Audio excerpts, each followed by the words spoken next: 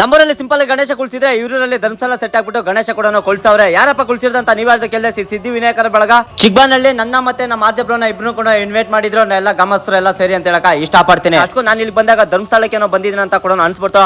ಆ ತರ next level set ಕೂಡ ಹಾಕೋರೆ. ನೀವು ಬೇಕಾದ ಅಬ್ಸರ್ವ್ ಮಾಡ್ಬೋದು. ನಾವು ಹೋಗಿದ್ಕೊಂಡು ಚಿಕ್ಕದಾಗ ಸಲ್ಮಾನ ಕೂಡ ಮಾಡಿದ್ರು. ಇವ್ರು ಬಂದು 26ನೇ ವರ್ಷ ಗಣೇಶ ಕೂಡ ಕುಳಿಸ್ತಾರೆ ಅಂತ. ಈ ವರ್ಷ ಈ ಧರ್ಮಸ್ಥಳ ಸೆಟ್ ಅಲ್ಲಿ ಕುಳಿಸ್ಬೇಕಂತ ಪ್ಲಾನ್ ಮಾಡ್ಕೊಂಡೆ ಕುಳಿಸಿದಂತೆ. ಈ ಸೆಟ್ ಹಾಕಿರೋರು ಬಂದು ಶಿವಮೊಗ್ಗದವ್ರು. ನಾನು ಒಳಗೋಗಿ ನೋಡಿದಾಗ ಧರ್ಮಸ್ಥಳದೊಳಗೆ ಗರ್ಭಗುಡಿ ಯಾವ ತರ ಐತೆ ಅದೇ ತರ ಕೂಡ ಸೆಟ್ ಮಾಡವ್ರೆ. ನಾನು ಶಿವಮೊಗ್ಗದಿಂದ ನನ್ನ ವಿಡಿಯೋಸ್ ಯಾರೆಲ್ಲ ನೋಡ್ತೀರಾ ಕಮೆಂಟ್ ಬಾಕ್ಸ್ ಆಗ ಕಮೆಂಟ್ ಮಾಡಿ. ಅದೇ ತರ ಇವರು ಗಣೇಶ ಗೌರಿ ಮತ್ತೆ ಶಿವ ಇಟ್ಟು ಇವತ್ತು ಪೂಜೆ ಕೂಡ ಮಾಡ್ತಾ ಇರೋದು. ನಾನು ಕೂಡ ಆಶೀರ್ವಾದ ಪಡ್ಕೊಂಡೆ ನನ್ನ ಫಾಲೋವರ್ಸ್ ಒಳ್ಳೇದ್ ಮಾಡ್ಲಿ ಅಂತ ಕೂಡ ಮನಸ್ಪೂರ್ವವಾಗಿ ಕೂಡ ಕೇಳ್ಕೊಂಡೆ. ಈ ಸೆಟ್ ಹಾಕಕ ಕರೆಕ್ಟ್ 15 ದಿವಸ ಕೂಡ ಟೈಮ್ ತಗೊಂತಂತೆ. ಅದೇ ತರ A to Z ಎಲ್ಲ ಥರ್ಮಾಕೋಲ್ ಶೀಟ್ ಅಲ್ಲಿ ಕೂಡ ಮಾಡಿದಂತೆ. 5 ಲಕ್ಷ ರೂಪಾಯಿ ಬಂಡಾಳ ಕೂಡ ಬಿದ್ದೈತಂತೆ.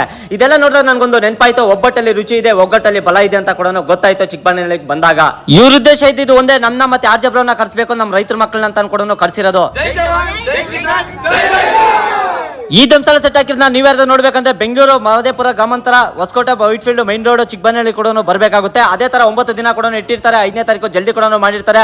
ದಿನಕ್ಕೊಂದು ಪ್ರೋಗ್ರಾಮ್ ಕೂಡ ಮಾಡ್ಕೊಂಡು ಹೋಗ್ತಾ ಇರ್ತಾರೆ. ನೀವು ಹೆಚ್ಚಿನ ಜನಸಂಖ್ಯೆಯಲ್ಲಿ ಬನ್ನಿ, ದೇವರ ಆಶೀರ್ವಾದ ಪಡ್ಕೊಳ್ಳಿ. ನಿಮ್ಮೂರಲ್ಲಿ ಈ ತರ ಸೆಟ್ ಆಗ್ಬೇಕಂದ್ರೆ ಅಂತವ್ರಿಗೆ ಈ ವಿಡಿಯೋನ ಶೇರ್ ಮಾಡಿ. ಒಂದೊಂದೂರಲ್ಲಿ ಒಂದೊಂದ್ ತರ ಗಣೇಶ ಕುಳಿಸಿದ್ರೆ ಇವರಲ್ಲಿ ಈ ತರ ಧರ್ಮಸ್ಥಳ ಸೆಟ್ ಹಾಕ್ಬಿಟ್ಟು ಕೂಡ ಕುಳಿಸೋರೆ. ನನ್ಗಂತೂ ನೋಡಿ ತುಂಬಾ ಖುಷಿ ಕೂಡ ಆಯ್ತು. ಧರ್ಮಸ್ಥಳಕ್ಕೆ ಬಂದು ಹೋದಂಗೆ ಕೂಡ ನಾನು ಆರ್ಜಬ್ರ ಯಾವತ್ತೂ ಸದಾ ಚುಣಿ ಆಗಿರ್ತೀನಿ. ಟೈಮ್ ನೋಡಿ 6 ಗಂಟೆ ಕೂಡ ಆಗಿತ್ತು. ಮಳೆ ಕೂಡ ಬೀಳ್ತಾಯಿತ್ತು. ನಾವು ನೀರು ಕುಡಿಯಕ್ಕೆ ಹೋಗ್ಬೇಕಾಗಿತ್ತು. ಇವತ್ತಿನ ಕತೆ ಇಷ್ಟು. ನಾಳೆ ಸಿಗ್ತೀನಿ ಫ್ರೆಂಡ್ಸ್.